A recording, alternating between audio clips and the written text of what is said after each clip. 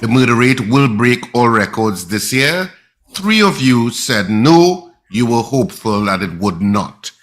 So 15 said yes, it is going to break the record. 3 of you said no.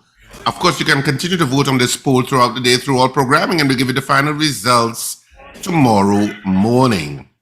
Of course, now we're going to move into our interview with Dr. Denise Tsoiafatt Angus concerning, of course, the Innovative Democratic Alliance and their interpretation of what's taking place in Tobago.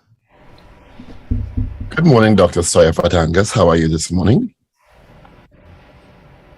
I think you're still muted. You're still on mute. Yeah, unmute. Right, there you go. Good morning, Paul. Good morning, Steve. And good morning to the rest of your viewing and listening audience. Yeah, we have the best face for radio. That's Richard Ragoobarsingh. Oh, good morning, Richard. How are you this morning? I am good, thank you. All right, thanks for joining us this morning and welcome to the show. Just for those who may be unfamiliar, of course, you were once a part of the PNM and then you founded the IDA. Is that correct? Correct. You know, give us a bit of your political background, just so we can be clear. Well, first and foremost, I am a medical doctor by training. I trained internationally, and I also am a pharmacist. And coming into the politics, I was part of the PNM. I am no longer part of that party. I just trust that so. No, it's very serious. Mm-hmm. And I am not part of the current administration, the PDP, because there are all rumors out there as to who I'm aligned to. I'm not aligned to any one of them. I'm aligned with the people of Tobago as part of the Innovative Democratic Alliance. What was the catalyst for your separation from the PNM? You separating yourself from the PNM? My commitment to finding ways to adequately serve the people. Like my tagline says, building a better future for all. I've always been committed to that. And anyone will tell you from either side that when I was the Secretary of Community Development and Culture, or even as presiding officer, I served everyone. I did not want to know what party hat you wore. I served everyone. And many of those who are actually on the PDP side, who have interacted with in the past, they will always say that, unquestionable, someone who never questioned their allegiance in terms of, granting them to access to do whatever they needed to do in Tobago. I always treated everyone fairly. But you'll find I'm going back a bit because this is the first time we've had a chance to interact with you in terms of your thoughts on the evolution of the politics in present day in Tobago. And are you surprised, or were you surprised by the election result, the 6-6 and then the 14-1? And if so, why so? If not, why not? I wasn't surprised in either place because, you have to be on the ground. You have to know history. And after 20 years of being in politics, the people were tired. And with the politics of the People's National Movement, and also the People's National Movement had lost its way with dealing with the people. They had grown so far from the ground that they were no longer listening to the people. And because of that, you then ended up with this 6-6 scenario. And then subsequent to that, again, in the 9 months following, they continued not to listen to the people. And so the people said, we sent you a warning. You didn't listen. Well, we're going to definitely make sure you hear it this time. And the people spoke loudly. And now we are at the stage where the PDP has been in power in the THA for under a year, and this imbroglio arises. Are you surprised by this present conflict within the assembly? I don't want to say the PDP because that's now kind of almost fait accompli. I am not surprised. What I perhaps am a little bit startled with is the fact that it was so soon. We saw this happen in the PNM towards the end of their term with Kelvin Charles. Whenever you have a leader that is different from the leadership in the administration, and there's no agreement from the start for that, no effective agreement, and somebody feels as if they were forced into a situation. So we saw it play out with Kelvin Charles when he was in administration, but that was towards the end, a little bit towards the end of his term. And at this time, we've seen it playing out in the first 9 months. So I think that is where I am surprised that it played out in the first 9 months, but not at all surprised that it actually played out. I know you've made some comments that with regard to the issue of the corruption allegations leveled at Chief Secretary Farley Augustine by Watson Duke in his media conference, his whatever you want to call it, public meeting, whatever. Of course, Farley Augustine is quoted in newspapers today as one denying vehemently any of those allegations. And he suggested that the present situation in Tobago is being sponsored, inverted commas, by certain players who are concerned about an audit report on several projects from the last administration, which will reveal a lot of corruption, which he says he's going to make public on Thursday. Do you have any comments with regard to that? Yes. It is my firm belief that when you have such allegations out there, that you must clear the space. This is what transparency and accountability in public office is about. So whether he has an audit report or not to show what, the previous administration did, that's the previous administration and they will be dealt with. But you are here now and certain allegations have been levied, and therefore it is your responsibility to clear the air on it so that you can begin to rebuild the trust from the public in your administration. Right now, with everything that is happening, that trust has been significantly eroded. And therefore, our urging and encouragement is for him to clear the air so that he can begin to again focus on the people's business, and he has the trust of the public to work along with him to get things done. Do you think the issue related to the folk performers in New York was significant? The information in the public domain, I mean, there's several bits of information in the public domain. One about whether or not Truth Before had gone through proper due process and accountability and transparency protocols, and two, the muddled information about this particular trip, whether or not the group that applied went through the proper processes, whether they got monies or not, whether they didn't get monies, and the imbroglio that erupted from that, forcing or seemingly catalyzing this situation between Mr. Duke and Mr. Augustine.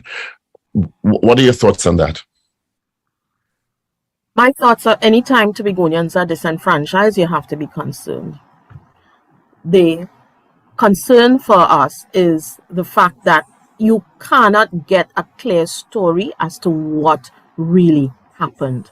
And this is where I hope the minority leader would make his time useful in pursuing this question and getting the clear information as to what really occurred. So this is a question that he needs to ask in the House and get an answer coming back to the House in terms of the whole process. What took place from the first letter or phone call that they said they wanted money to go elsewhere. I made the point on previous stations that, the assembly didn't come into being yesterday. There are certain policies and protocols and procedures that has taken place throughout the years. And, it's not It's not now. And so they need to find out what are those policies that they can build on them and not go in there as if they are totally new and Well, they're let's explore building that a the bit. assembly from ground up. The assembly in the past, for a number of years, decades actually, has been plagued by allegations of corruption, bid rigging, etc. So much so that there have been concerns about audited financial statements and transparency and accountability. So while, yes, there should be policies and procedure for any institution like that in terms of financial arrangements and financial transactions, it doesn't seem like the assembly in the last couple of decades has adhered to what is best practice. Paul, I would suggest that we not throw out the baby with the bathwater. Yeah? And when I was the Secretary of Community Development and Culture, there's nothing that could point to any of that. And we had a system of providing for persons who travel, because this is culture. Persons go and represent culture all the time, whether they're representing the THA or they go out there on their own, they are still, representing the culture of our people. And we gave persons allocations in the past, but in giving that allocations, there was an independent committee that would ask the pertinent questions. Would this be a successful venture? Should the people leave to go out there? Where are the rest of the monies coming from? What would 400,000 be contributing towards? And all of these things. We heard that 400,000 was given to the travel agency. But if you really do the maths on that, you have it was to ask promised to the yourself, travel agency. So there's so many bits of information that are conflicting that we don't know what is right and what is accurate and what is inaccurate. So we don't know. The last statement was that 400,000 from the THA, 400,000 was given to the travel agency and not necessarily to the travelers themselves. And you begs the question, 400,000 towards the travel agency for 27 persons, what type of ticket was purchased? And therefore, should more due diligence have been done in terms of how this money was allocated to ensure that this whole experience would have been a success and not an embarrassment to the assembly and by extension to the people of Tobago. Because of the controversy that's erupted surrounding this excursion, this trip, I'm using that word lightly, do you think it's a reflection on Mr. Augustine as the Chief Secretary in any way? Well, heavy is the head that wears the crown. And he did not put his Secretary of Tourism and Culture to answer the questions, where I thought the grant may have come under because they went out there on a cultural experience. He chose to answer the questions himself. So heavy is the head that wears the crown, where, and you have to take responsibility. So you think it does reflect on his leadership? Well, how the whole situation has been handled does reflect on the leadership of the administration, and they need to begin looking at policies that they can keep, policies they can release, and be able to be more effective in what they're doing. While all this is going on, the finance minister is to present a budget on Monday, and Tobago has been clamoring for more development, more amenities, better leadership. How do you think the budget should impact or can impact it, if you were a decision maker at that level, Tobago's development moving forward? Because part of the reason, as you articulated earlier on, for the change from the PNM 6.6 and then 14.1 to the PDP is because Tobagonians were clearly unhappy with several areas of governance and delivery. And they continue to be unhappy with how this administration came in and the number of unfounded terminations that they had off the bat from different sectors, and the standoff that they continue to have with the contractors. So that is in the space there. Regarding the budget, on one hand, no Trinidad administration, and I say that carefully, I know it's Trinidad and Tobago, but at this point I want to make the distinction. No administration from the government of Trinidad and Tobago in Trinidad needs any Tobago autonomy bill to pass before giving Tobago a greater allocation up to 6.9%. The Dispute Resolution Commission years ago stated that Tobago can get minimum of 4.03% up to 6.9%.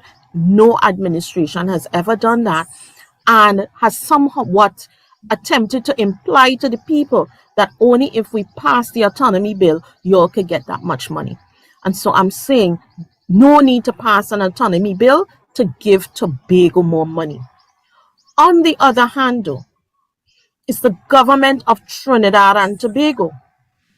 And they will have to ask themselves, given the uncertainty and the instability of the current administration, whether they are willing to put additional resources into the hands of the Tobago House of Assembly right now, and question whether that is a reckless move because of everything that has been going on, the upheavals within 9 months. Can the administration settle down? Do they get a year to see whether they can settle and then consider giving them a larger amount the following year? But is that the responsibility of the central government? Sorry? Is that the responsibility of the central government, though? If it is that Tobagonians have elected the representatives to the THA, and there is a 4% to 6.2% or what 6.2 or 6.9% allocation that's possible, the Trinidad and Tobago government could simply say, well, we're giving you all 6%. You have elected your people. It's not our responsibility to govern who you elected. Correct. They have never done that in the past. Yes, they've never gone past maybe 4.5% somewhere there. Yeah. But the point I'm making is we are all people, and we have to think, we have to put ourselves in the minds of the government right now, the issues they are grappling with. I'm not saying that they should give less, but what I'm saying is I could imagine the issues they are grappling with right now, given the state of the administration in Tobago, and whether they should give more, or whether they should give what they're accustomed giving. Because let's say it's not that they have given more in the past. Even when the PNM was central government and Tobago House of Assembly prominent, it has not been given. You're right. Yeah. So even when you had PNM in Trinidad, PNM in Tobago, it was not given. So what would be the catalyst for them to be giving more now in the face of the instability that we have happening? Yeah, because they too will be judged by, the political directorate in Trinidad. And I mean, there are so many scenarios contributing to those decisions, and it's only left to see what happens. But what we are guaranteed to know is that they cannot, 2 years ago, they gave less than 4.03%, and it was not stated by the PNM in Tobago. But it's left to be seen. They should not get less than 4.03%. It's left to be seen what the exact percentage will be.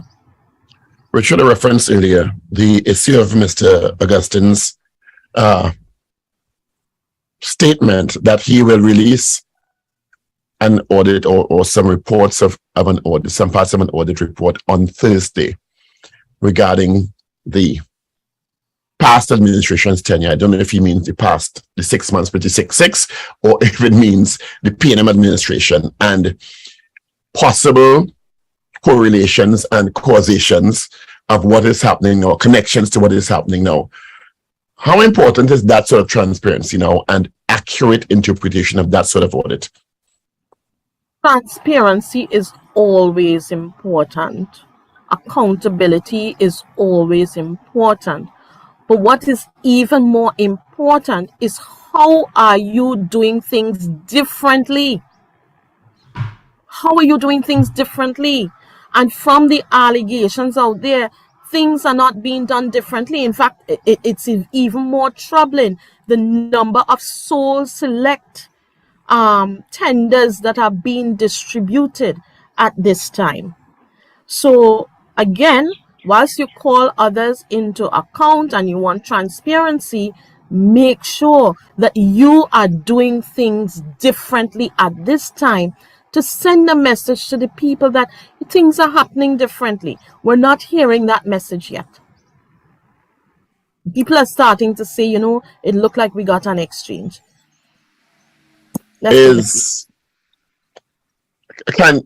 Mr. Augustine separate himself from Mr. Duke at this stage? They went into the election together. There's a lot of mudslinging going on between both men.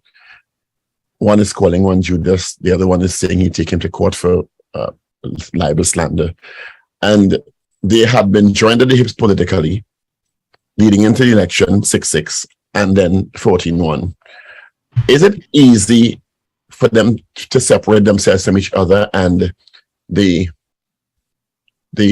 administration of the assembly during that time, in spite of what may come out in the audit or what the allegations are regarding sole select tendering, etc., and the concerns about those issues?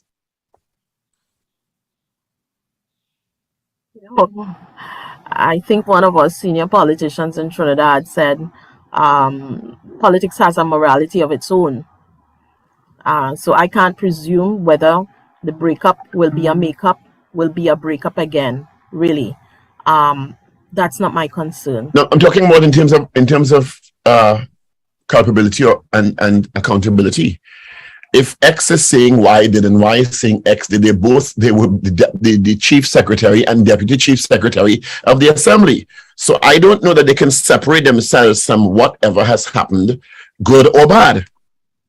Well, I mean, I don't know. I think politics, you always have to navigate conflict. What bigger conflict was there between Patrick Manning and Dr. Rowley?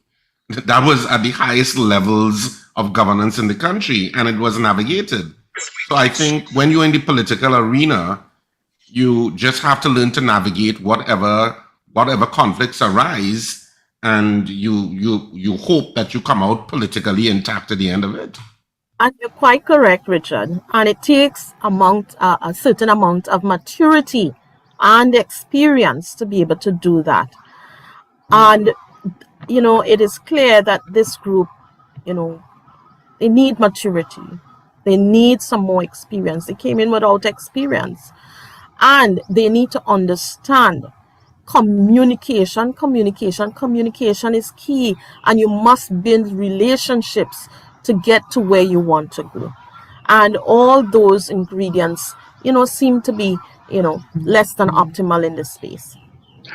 There's now, being very frank, the two gentlemen are quite different personalities.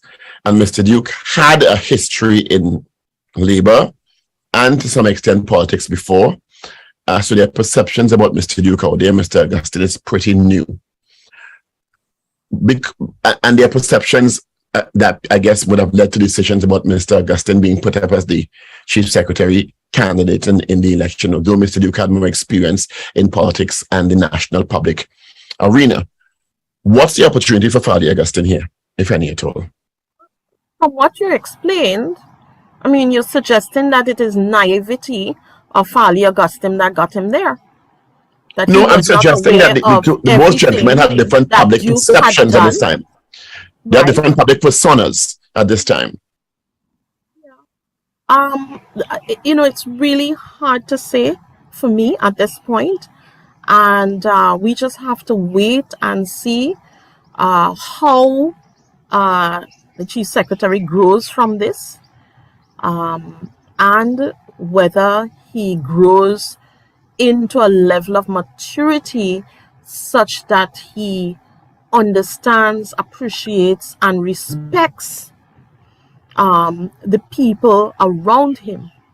You know, the idea has been calling for a new type of democracy. And we perhaps, call it one that engenders what we call polite politics. Polite politics, and one that is nurturing of our people. What is So it's polite about politics? it's about good governance, devoid of this political posturing and petty politics. Let's focus on good governance. The having a management process driven by performance and production and not by personalities. We're getting too much into the personalities and not focus on the management of the people. It has to be people centered.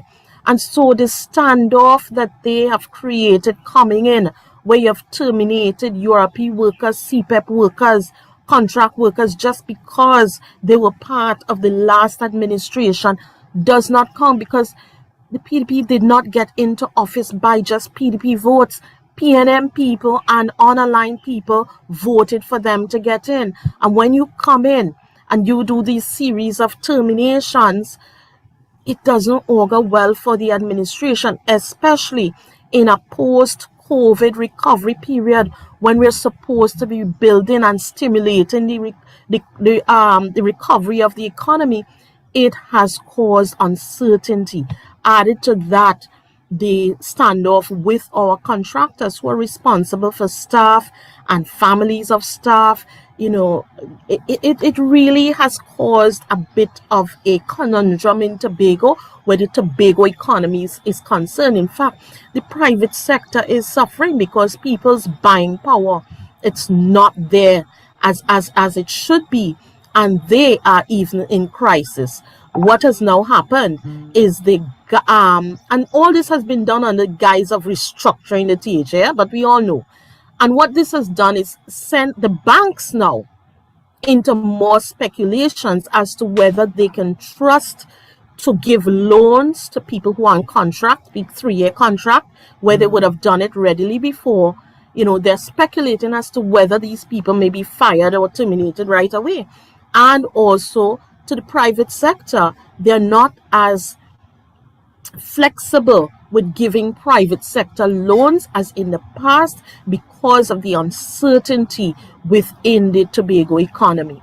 And so we need our politicians to be able to be their word, because on one hand, in fact, the budget last time, when they read the budget in the House, the THA, before they sent it to Trinidad, Fally said he was going to be paying the contractors. Weeks later, up until now, it has not been done, and it's really, we need to respect ourselves as human beings. We need to respect that everybody brings something to the table, and no one group has to be disenfranchised. I am not saying that you have to do an audit, but then again, you have not given them the money's due, and you have not given them the opportunity to re-engage under your terms to earn more money, because there are also the allegations of a lot of contractors from Trinidad being given preference over the Tobago contractors. And it cannot continue that way. The economy will crash if they don't begin adjusting their thinking and their actions around this. It's time that we as people, as politicians, begin understanding that term, building a better future for all and not just a few. The idea contested the last election in all possible areas. We tested in 13. 13. And what was your success rate? The success rate for a new party coming in less than 6 months going to elections, very good. We got an average of 30. We got an average of 30 votes in every constituency that we entered. And for those who have been out there before us, we got even more than they have. What was that percentage in terms of the overall votes? I couldn't tell you the percentage in the overall votes right off the bat right now. But for us, evaluating the fact, like I said, we came in 6 months or less, we contested the elections and actually got votes significant, more over persons who have been out there for years and contested many other elections before. So you got more votes than the PNM candidates? No. There were other independents that were out there for years, and we were able to garner more votes than them in their communities where they have been operating. The line of questioning is in terms of viability of the idea moving forward, because the PDP is also a relatively new party and was able to topple the quote-unquote mighty PNM and Tobago. So I'm asking it in the context of the viability of the IDA as an option for Tobagonians moving forward.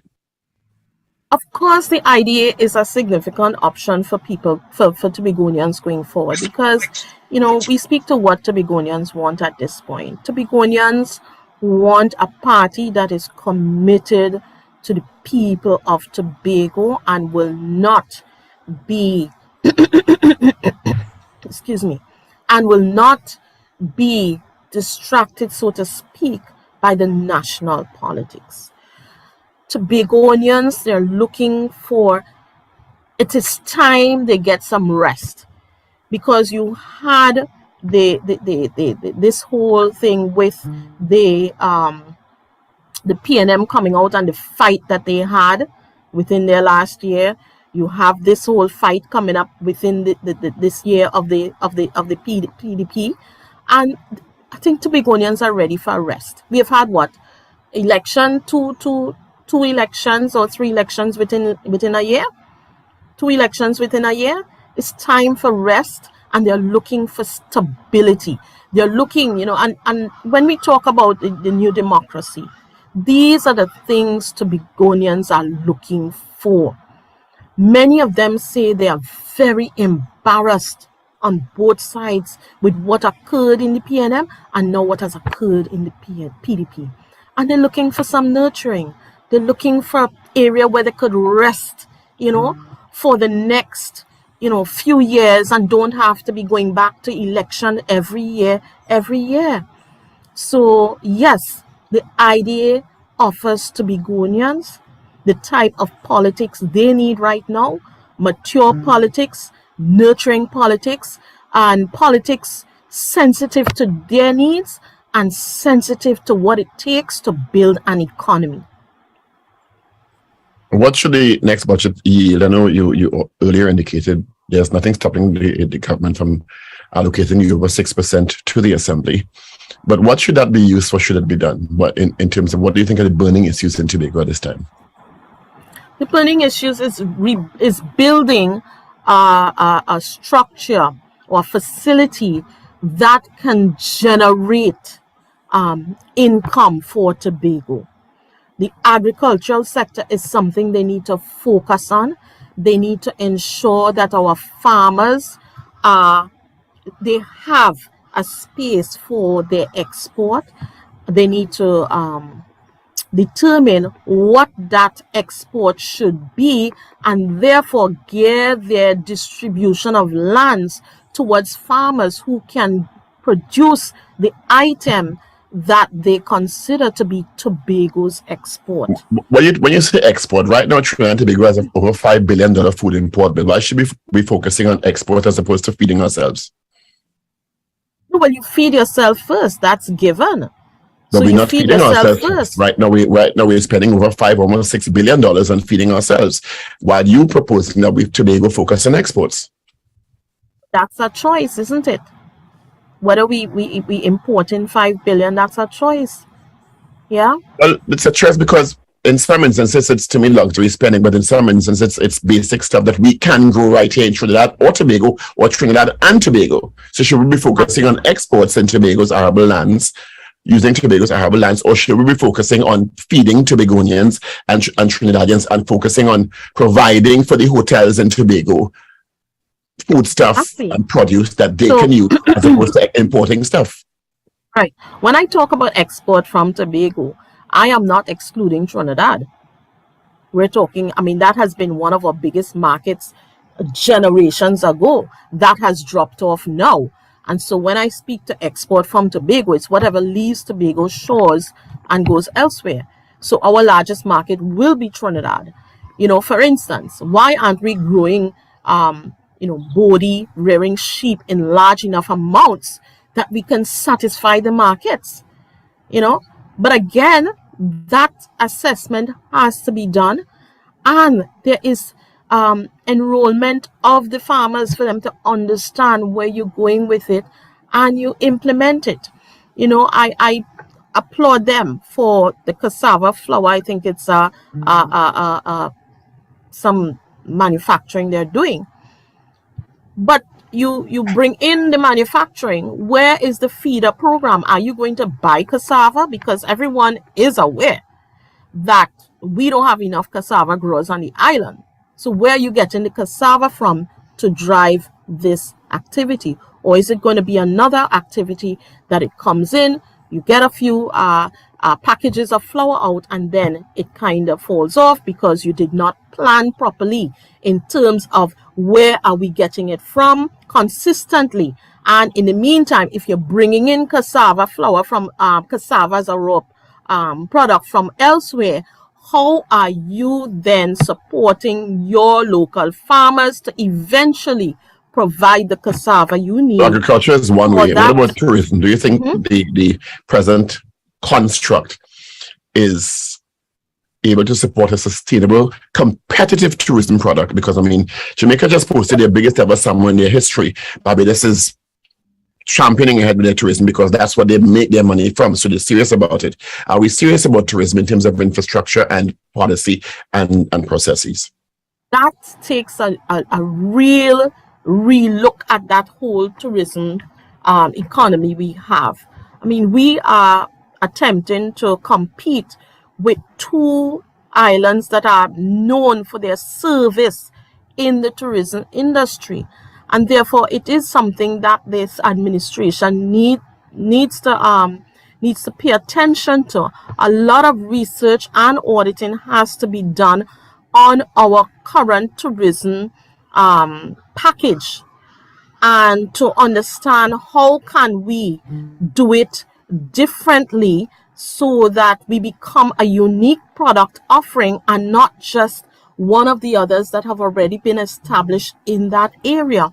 I know that Tobago had begun to get some awards, but awards are not enough in terms of, you know, the areas that you have that you can present.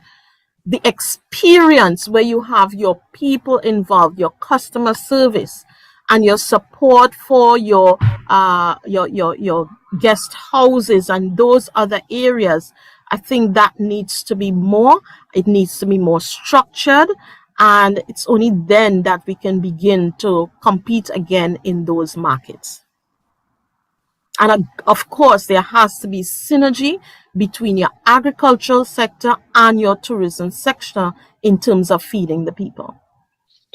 Is it that you don't think the governance issues in Tobago and the self-governance issues should be a priority and they should focus on these other areas, or is it simultaneous? I'm sorry, I didn't catch your question. The issue of internal self-governance at Tobago, is that a priority for the IDA and yourself? Of course, it is a priority for the IDA. It is time. It is time.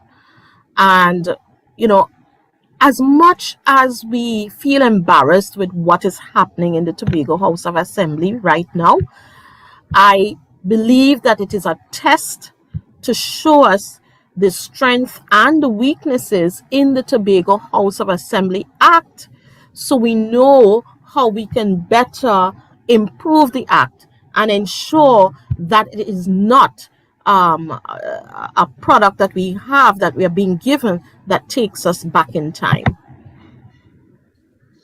All right, Dr. Tsoiafatt Angus, thank you for being with us this morning.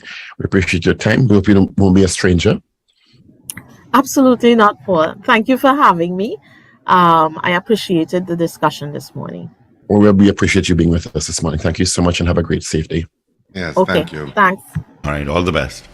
Bye-bye. That was Dr. Denise Tsoiafatt Angus, who is the political leader of the IDA, talking about issues related to Tobago, including the present imbroglio between the Chief Secretary and the leader of the PDP, and also other governance and issues related to development of Sister Isle Tobago. We'll see how it goes. I think Thursday is going to be interesting day when Paddy Augustine releases the information from this report that he says may show correlation and or causality of what's happening now. I still don't understand how it's related, but we'll see. Politics is strange like that. Yeah, well, no kidding, huh? You know, and the points that Dr. Tsoiafatt Angus brought up about, it keeps coming up over and over, these contractual arrangements or these contractual allocations in the last couple of months that seem to have not been as open to Tobagonians as Tobagonians would have liked. It seems to be something that's coming up over and over and over that maybe Mr. Augustine needs to address in the public domain as to the validity of those suggestions, and if so, why were those done? If Tobagonians had an equal chance and possibility in terms of getting some of those contracts, because Tobago already is such a small market for contracts to be going to Trinidadians, if that is the case, because I don't know that's the case. That's the suggestion by many, including Watson Duke, that a lot of the contracts went to Trinidad contractors as opposed to Tobagonian contractors. Is it that they didn't have the capacity, so they went on a sole select process? And if not, why wasn't capacity attempted to be built in some way? Collaboration between Trinidad and Tobago contractors so that they build capacity and Tobago contractors get it next time around or something. But we don't have any information on it at all. So we really just, as we say, speculating wildly as to that, how that progresses. And according to Dr. Tsoiafatt Ali, the issues related to other trips and this trip have not been clarified, you know, in a real meaningful way. I mean, I think the only person who can really provide the information in a chronological, empirical order is Mr. Augustine, as the Chief Secretary, as to when they applied. I know there was some information in the media, but when they applied, did they get the money? What was approved? Were there checks and balance systems in place for transparency and accountability? How much of the money that they applied for did they get? What was it used for? If it was used, because Dr. Tsoiafatt Angus is saying $400,000 was allocated to the travel agency. That's not the information I saw in the public domain. You understand? Yeah. So there's so much conflicting information about that situation that I think there needs to be some clarity from the Chief Secretary on it, so the public knows what happened, what didn't happen, why it happened, what fell short, what were the checks and balances, what were the processes used, etc., in terms of that particular situation, and others that may fall into the same sphere of question. Yeah. But how many people in Tobago? 60,000? Is it 60,000? 50, 60, somewhere in that vicinity. Somewhere there. Digo Martin, how many people in that? Huh? Tuna put up here, more people in that. And if the assembly is to run like a regional corporation, but then is a stretch. Yeah, but how difficult is it to govern 60,000 people? But to the Pudapiakos is a stretch that has several, you know, towns and villages. Yeah, agreed. But I mean 60,000 people. 60,000 people. You can't provide and govern 60,000 people. I mean, it's not apart from the central government's input, but still. Whew. Where are we going? 8 o'clock.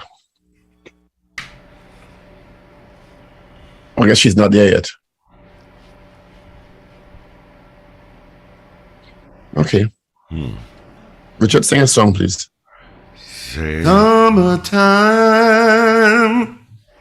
and the living is easy.